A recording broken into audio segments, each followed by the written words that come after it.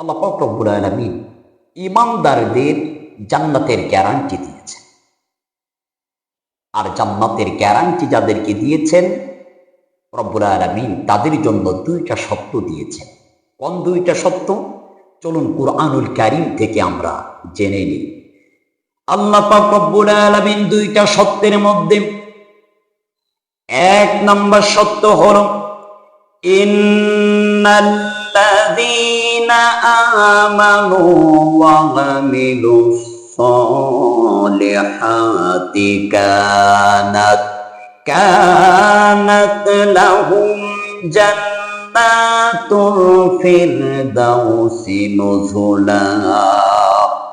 সূরা কাহফ আয়াত নম্বর 107।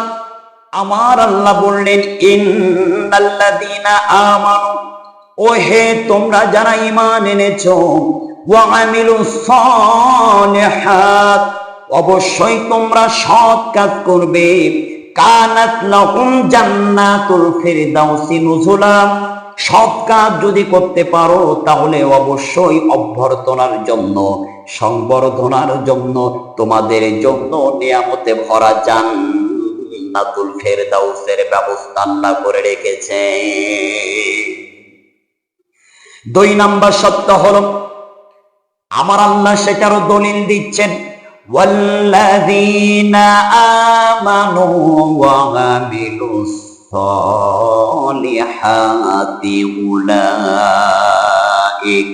উলাইকা আসহাবুল জান্নাতি হুম ফিহা খালিদুন।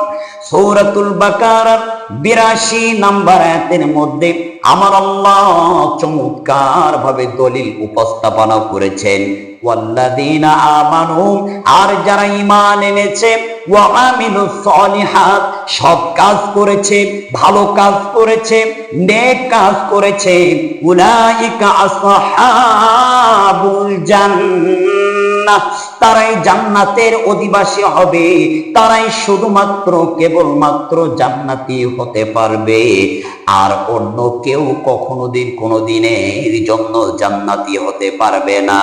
হুম ফিহা খালিদুন, আর যারা জান্নাতের মধ্যে যাবে তারা সেখানে থাকবে।